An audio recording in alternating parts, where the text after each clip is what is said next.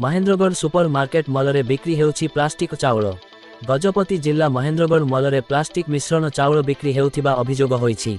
किछि दिन तले चंद्रगिरी ग्रामर वर्षाराणी महांकुर नामक युवती मलरू महाराणी चाउल 25 किलो को 930 टंका मूल्यर 2 पैकेट को 1860 टंका दे किणी नेइथिले।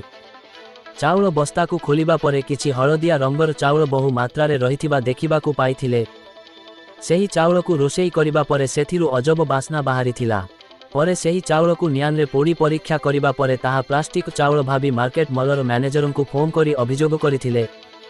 मैनेजर वर्षा को कहिथिले, आपण नेइथिबा चाउल को चेंज करी अलगा चाउल नै आपणको घरे पहुंचाई देबु। किंतु 2 दिन परे केवल 25 किलो ओजनर गोटिए चाउल पैकेट दे अभियोग आसीथिबा गोटिए चाउल बस्ता को नै आसी जाइथिले।